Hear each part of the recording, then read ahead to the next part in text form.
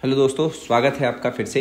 और इस वाली वीडियो में हम शॉर्ट क्वेश्चन सीरीज़ को स्टार्ट करेंगे और ये वीडियो का पहला पार्ट है जिसमें bricks, beads, bones, kings, kinship, thinkers, through, Bhakti, Sufi, जो कि 6 चैप्टर हैं स्टार्टिंग वाले, उनको मैंने लिया है और इसी के जो क्वेश्चंस हैं उसको मैं आपको सामने डिस्कस करूँगा और उसके आंसर ही बताऊँगा। एक और बात, ये क्वेश्चन को आप ध्यान से समझिएगा क्योंकि जब पिछली जो आपके एग्ज़ाम गए उसमें भी मैंने आपको बहुत सारे क्वेश्चन बताए थे जो आपके एग्ज़ाम में देखने को मिले थे, है ना।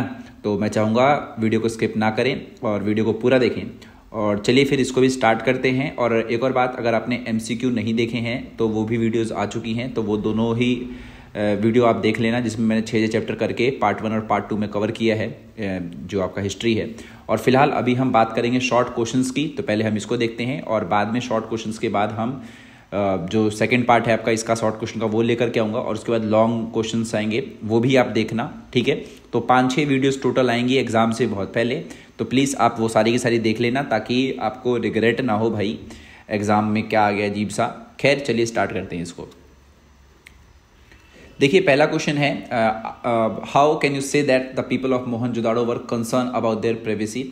तो हमारे सामने क्वेश्चन ये पूछा जा रहा है कि जो मोहनजोदाड़ो के जो लोग थे वो अपनी गोपनीयता को लेकर सजग थे। गोपनीयता का मतलब होता है भाई जो भी उनकी प्राइवेसी थी उसको लेकर वो काफ़ी ज़्यादा चौकन्ना रहते थे। तो आखिर वो कौन सी चीज़ें हैं जिससे हमें पता चलता है। तो वहाँ के जो घर वगैरह बनाए गए थे वो काफ़ी बेहतरीन तरीके से बनाए गए थे और इस तरीके से बनाए गए थे कि अगर कोई व्यक्ति बाहर से घरों को देख रहा है और कोई गेट खुला हुआ है तो वो घर के भीतर ज़्यादा अंदर तक नहीं देख सकता। यानी कि अगर वो बाहर से देख रहा है तो आंगन वाला हिस्सा आएगा और उसके सामने दीवार आ जाएगी, तो अंदर क्या हो रहा है कुछ पता नहीं चलता था। इसके अलावा जो ग्राउंड लेवल पर जो भी वॉल्स वगैरह हुआ करती थी वहाँ पर विंडोज़ वगैरह नहीं बनती थी। तो इससे हमें एक चीज़ समझ आ रही है कि घर के भीतर जो कुछ भी हो रहा है वो बाहरी दुनिया को नहीं दिखता था। और इसी से समझ आता है कि जो मोहनजोदाड़ो जो लोग थे वो काफ़ी ज़्यादा कंसर्न थे अपनी प्राइवेसी को लेकर के। अगला क्वेश्चन है, why is Harappan script consider an enigmatic script. और या तो दूसरा क्वेश्चन इसी पे आ सकता है कि what are the main characteristics of the Harappan script. तो देखिए हड़प्पा की लिपि के बारे में बताना है तो हड़प्पाई लिपि जो थी वो इतनी रहस्यमय लिपि है जिसको आज तक नहीं पढ़ा गया। आज तक बोले तो आज तक, है ना, आज तक का मतलब आज की डेट तक नहीं पढ़ा जा सका है और इसका रहस्य पता नहीं कब ओपन होगा। हालांकि AI आ चुका है तो बेसिकली उसका देखते हैं क्या होता है, लेकिन अब तक इस लिपि को नहीं पढ़ा गया है। काफ़ी ज़्यादा रहस्यमय लिपि है और ये वर्णमाला पर आधारित नहीं है। पहली बात तो वर्णमाला का मतलब जैसे कि आप ABCD देखते हैं, क ख ग देखते हैं, उसको वर्णमाला कहा जाता है, तो उस पर आधारित नहीं है। इसमें बहुत सारे जो सिंबल वगैरह हैं, साइंस वगैरह हैं, उसका इस्तेमाल किया। कम से कम 375 से 400 के आसपास इसमें संकेत है और ये इसमें जो लिपि है आपका इसमें बहुत सारी वस्तुओं पर पाई गई है। मतलब जैसे कि किसी सामान पर बना दिया, किसी पत्थर वगैरह पर बना दिया, तो यही इसकी विशेषता है जिसको आज तक पढ़ा नहीं गया। और ये उल्टे तरीके से लिखी जाती है, जैसे कि हम दाएं टू बाएं लिखते हैं बट वो बाएं टू दाएं लिखी जाती है, तो यही इसकी विशेषता है। अगला क्वेश्चन है, हड़प्पा सभ्यता में शासकों द्वारा किए गए कार्यों की चर्चा की, यानी कि discuss the function that may have been perform by the rulers in Harappan civilisation. तो देखिए दो बातें यहाँ पर साबित होती हैं, साबित नहीं मतलब लाएगी। पहले तो कुछ जो आर्कियोलॉजिस्ट थे उन्होंने ऐसा माना कि जो हड़प्पा सिविलाइजेशन था वहाँ पर शासक नहीं थे, यानी कि रूलर्स वगैरह नहीं थे और सभी जो लोग थे वो सभी के सभी बराबर थे। लेकिन कुछ आर्कियोलॉजिस्ट ऐसे हैं कि वहाँ पर शासक तो थे लेकिन एक शासक नहीं, वहाँ पर बहुत सारे शासक थे। तो कुछ का ऐसा भी मानना है। बहुत सारी जो चीज़ें वगैरह थी, बहुत सारे जो भी प्लान वगैरह थे वो शासकों के अंडर में ही मतलब करे जाते थे, बनाए जाते। शासक का मतलब है रूलर्स या फिर राजा कह सकते हैं आप। तो ये दो बातें थी कि या तो शासक था ही नहीं, सभी लोग बराबर थे, और कुछ का ग्रुप कहता है भाई कि एक शासक नहीं था, बहुत सारे राजा वगैरह थे, ठीक है। जो भी बिल्डिंग्स थी, पैलेसेस थे, पैलेस हो गए, फोर्ट हो गए, टैंक हो गए, वेल हो गए, कनाल्स हो गए, ग्रीनरीज हो गई, ये सब उन्हीं की सुपरविजन में बनाए जाते थे। जो भी सड़कें हो गई, नालियाँ हो गई, इनका सफाई का काम भी उनके अंडर में किया जाता था। जो भी चीज़ें आप देखते हैं, मान लीजिए जो वेट हो गया, बाट हो गया, जो ईंट जो उनकी बनाई गई थी, जो उसका जो रेशियो वगैरह था वो भी यही लोग तय करते थे। साथ में अगर मान लीजिए उस हड़प्पा सभ्यता पर कोई बाहर से कोई आक्रमण हो रहा है, प्राकृतिक आपदा आ रही है, तो ऐसी स्थिति में जो वहाँ के रूलर्स वगैरह थे वो लोगों की सहायता करते थे, ठीक है। और जो भी यूनिवर्सल चीज़ें हुआ करती थी उसका जो पैमाना सेट करना होता था वो भी वहाँ के रूलर्स ही कहते थे। तो एक क्वेश्चन और आता है इस पर कि वहाँ के जो शासक थे उनके कार्य बताइए, फिर वहाँ पर ये पूछ लेगा आपसे कि वहाँ पर एक शासक नहीं थे, बहुत सारे शासक थे, तो उसमें भी आपको ऐसे ही करके आंसर उसके अंदर लिखना पड़ेगा। ठीक है, चलिए अगला क्वेश्चन है, list some of the problem face by epigraphist. तो एपिग्राफिस्ट कौन होता है भाई? जो शिलालेखों को पढ़ता है, फिर शिलालेख पर जो भी चीज़ें लिखी हैं उनका अध्ययन करना ही क्या कहलाता है भाई? एपिग्राफिस्ट कहलाते हैं। तो इनको कौन कौन सी समस्याओं का सामना करना पड़ता था ये बताना है। तो मान लीजिए अगर आप खुद भी एक एपिग्राफिस्ट हैं और आपको पुरानी चीज़ें बतानी है कि भाई इस पर क्या लिखा हुआ है, तो नॉर्मल सी बात है कि उस पर जो कुछ भी लिखा हुआ है वो टाइम के साथ क्या हो जाएगा? वो हल्का हो जाएगा, वो दिखाई नहीं देगा, तो पढ़ पाना नॉर्मल सी बात है मुश्किल है।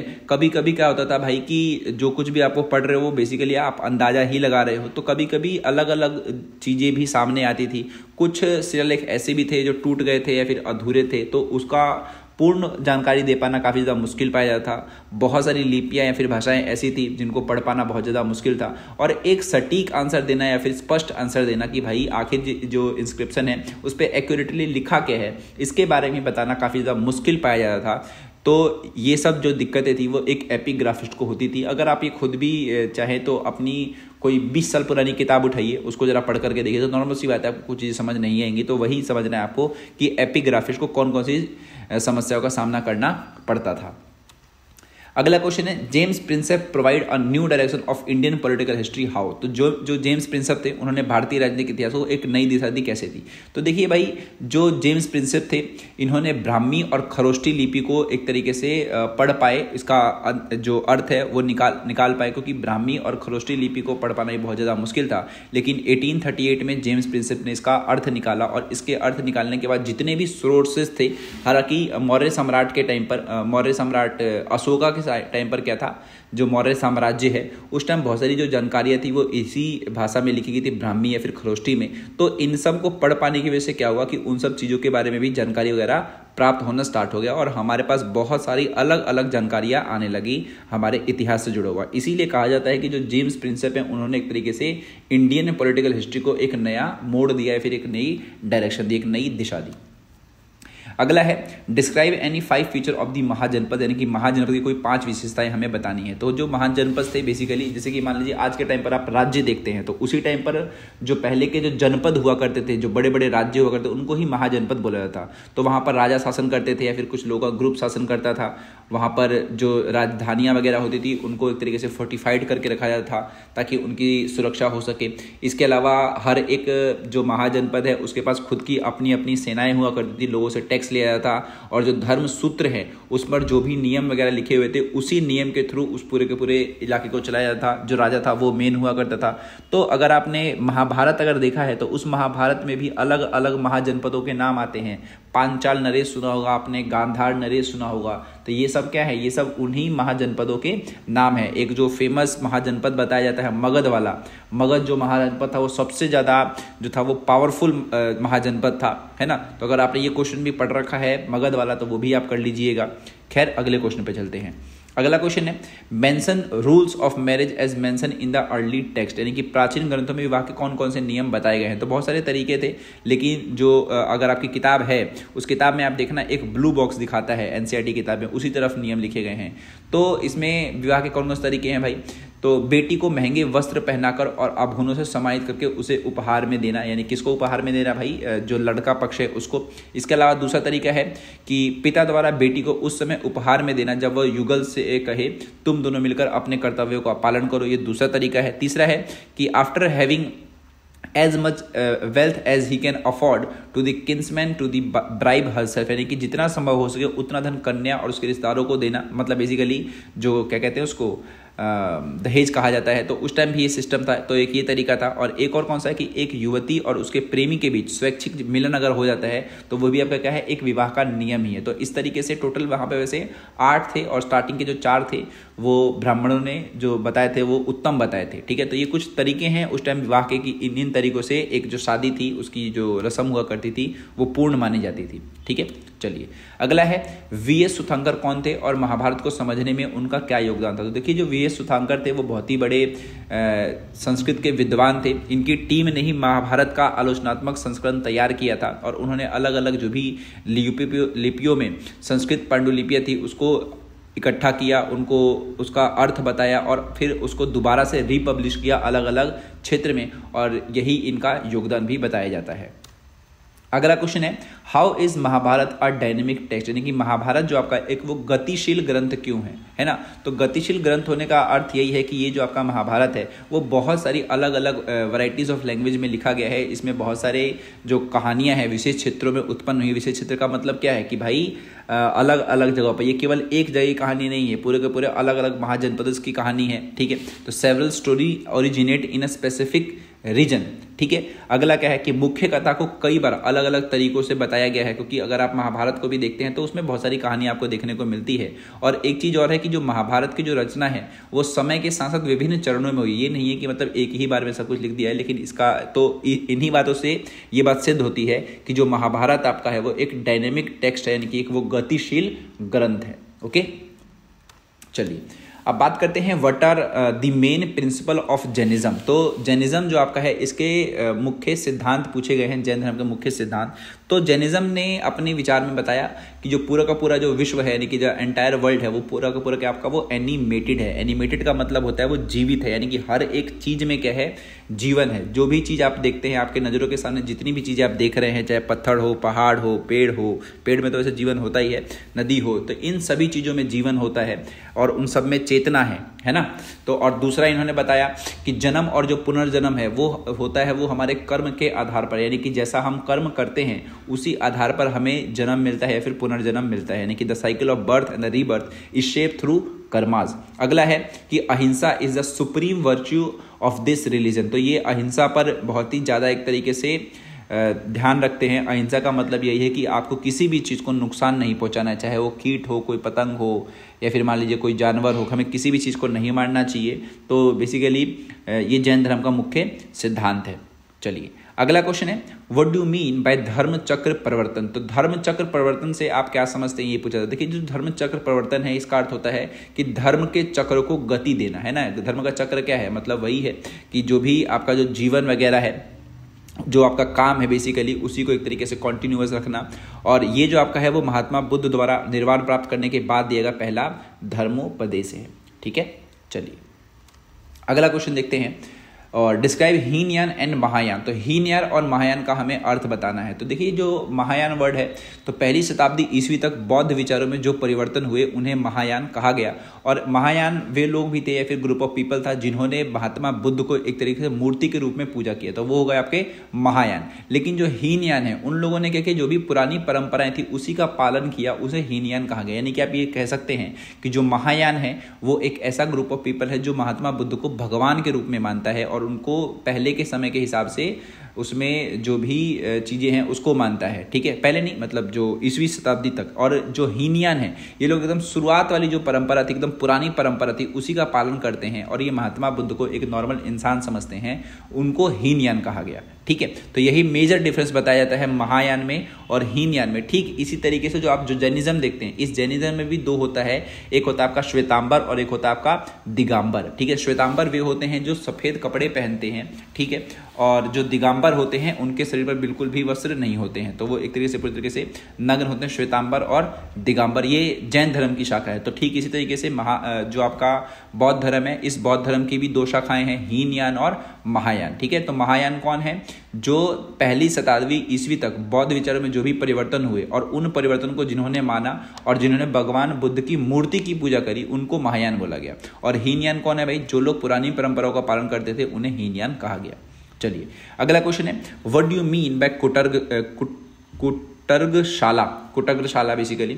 तो कुटाग्रशाला जो आपका है ये एक जगह है और इसमें क्या था कि इसमें शिक्षक जगह जगह जाकर एक दूसरे को समझाने का प्रयास करते। बेसिकली जो भी अलग अलग विचार हैं, जो भी अलग अलग फिलॉसफी थी, उन सभी को डिस्कस वगैरह किया जाता था और इसमें अलग अलग जगह से लोग आते थे, ठीक है, जो भी टीचर्स वगैरह थे, और यहाँ पर बहस वगैरह हुआ करती थी और उसी को कुटाग्रशाला कहा जाता। और ये उसी टाइम हुआ था जिस टाइम बुद्ध वगैरह थे, तो इसमें अलग अलग समय के लोग भी आया करते थे, अपनी अपनी फिलॉसफी रखते थे और एक दूसरे की बातों को समझने का प्रयास करते थे, कौन सी फिलॉसफी ज़्यादा सही है, ठीक है। तो उसी जो जिस जगह पर वो लोग करते थे ये सब बहस वगैरह, उसी को कुटाग्रशाला कहा गया।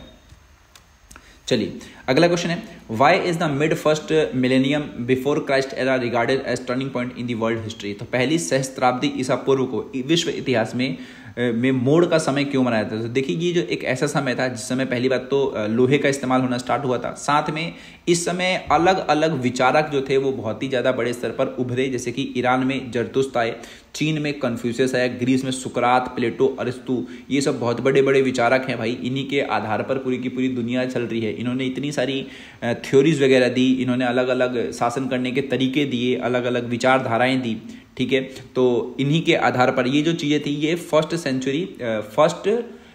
Mid first millennium before Christ era के बाद ही ऐसा मतलब माना जाता है कि ये सब जो विचारक थे वो उभरे और इन्होंने अलग अलग चीज़ें दी। इसी की वजह से ये काफ़ी ज़्यादा टर्निंग पॉइंट बताया जाता है। और इसी काल में महावीर और गौतम बुद्ध का भी जो अस्तित्व था, इन्होंने भी बहुत सारे रहस्यों को समझा, वर्ल्ड को समझा, ठीक है, और ये एक तरीके से बताया। और इन्होंने भी मतलब बहुत सारी फिलॉसफी वगैरह थी। तो ये समझिए कि ये एक ऐसा टाइम था जिस समय बहुत सारे अलग अलग जो मास्टर थे या फिर जो गुरु थे, जो विचारक थे, उनका मतलब उभार देखने को मिला। मतलब वो बहुत ही ज़्यादा बड़े स्तर पर फेमस हुए और उन्होंने अलग अलग अपने अपने हिसाब से फिलॉसफी दी। अगला क्वेश्चन है, analyse the evidence for slavery provided by the Ibn Battuta. तो इब्न बतूता द्वारा दी गई दास्ता के प्रमाणों का विश्लेषण हमें करना है। तो जो इब्न बतूता था, इसने बताया कि जो गुलाम थे उनको खुलेआम बेचा जाता था। गुलाम वही स्लेव्स हैं, है ना। और वहाँ पर बहुत ही अलग अलग तरीके के गुलाम होते थे, महिला पुरुष इस टाइप के। जो महिलाएं गुलाम में होती थी वो सुल्तान की सेवा में रहती थी, और जो भी गुलाम वगैरह थे उनको जो भी डोमेस्टिक वर्क होता है अलग अलग टाइप का, वो सारे के सारे जो वर्क होते हैं वो कराए जाते थे।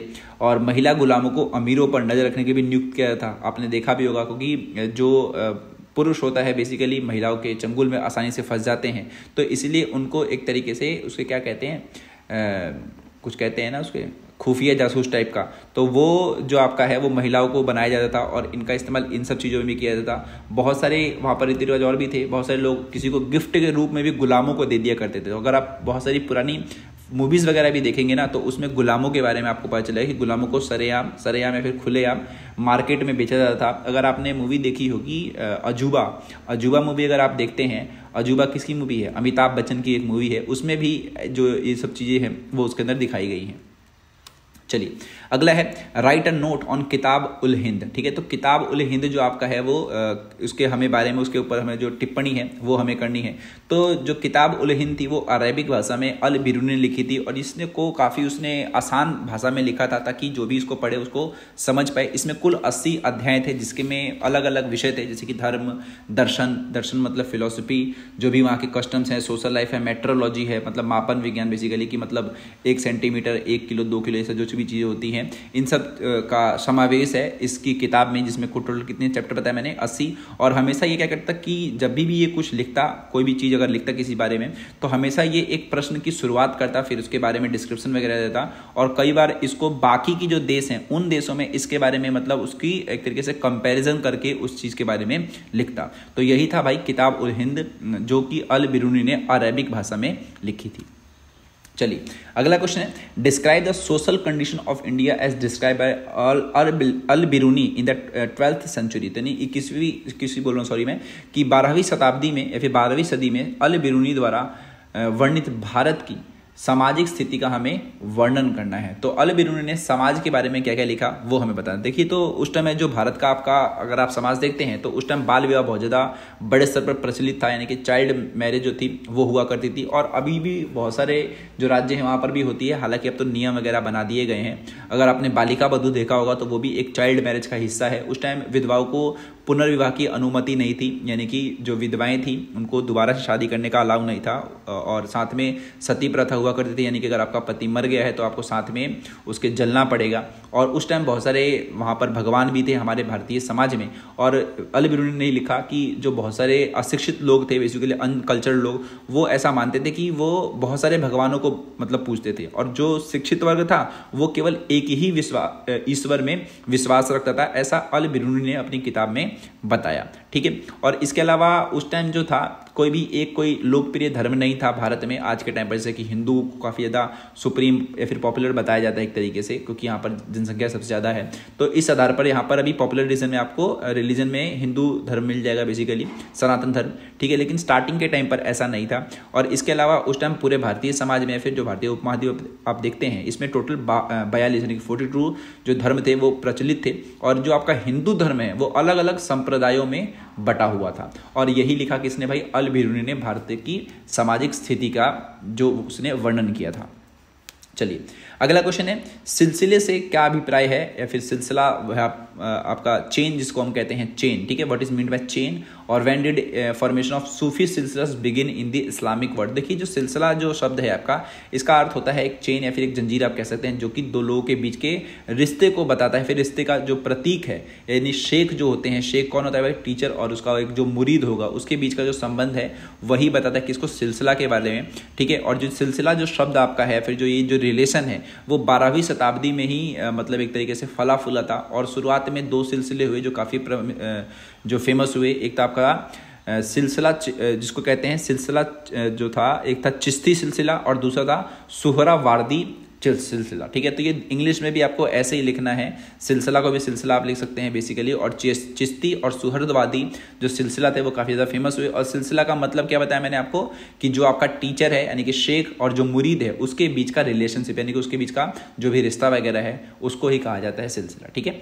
चलिए अगला है, भारत में सूफियों के 2 प्रसिद्ध सिलसिले कौन से थे? तो अभी थोड़ी देर पहले ही मैंने बताया कि सूफियों के 2 प्रसिद्ध जो सिलसिले थे वो कौन से थे भाई? चिश्ती थे और सुहरावार्दी थे। हालांकि 4 भी हैं, अभी बता दूंगा थोड़ी देर में आपको कौन से, और भी 2 हैं।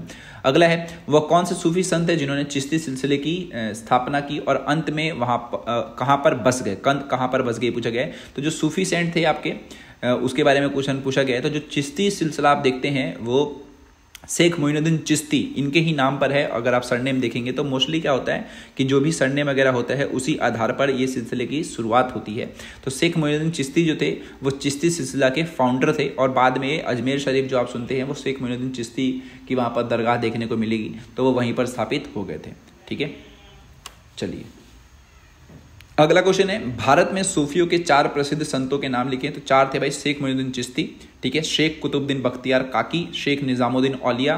औलिया अगर आपने दिल्ली में देखा होगा तो निजामुद्दीन औलिया की दरगाह है यहाँ पर।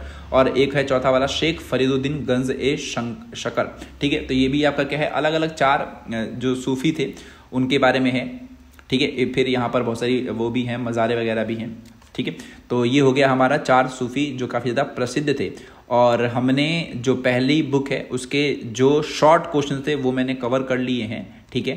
अब जो दूसरी मेरी जो वीडियो आएगी वो सेकंड पार्ट पे आएगी, जिसमें मैं ये वाले चैप्टर्स के बारे में आपको बताऊंगा, ठीक है। तो इस सीरीज से आप जुड़ जाइएगा, ठीक है। और साथ में क्या होगा कि जो लॉन्ग क्वेश्चंस हैं वो भी मैं आपको बताऊंगा, जो कि आपके एग्जाम में देखने को मिल सकते हैं। अगर आपको कोई डाउट वगैरह है इस वीडियो के थ्रू तो आप मुझे कमेंट में लिख सकते हैं और मैं आपको उसका जवाब दे दूंगा। बाकी मैं मिलता हूं आपसे नेक्स्ट वीडियो में, जिसमें मैं सेकंड पार्ट लेकर के आऊँगा इसी शॉर्ट क्वेश्चंस का ही। चलिए bye bye, see you, tata, see you soon.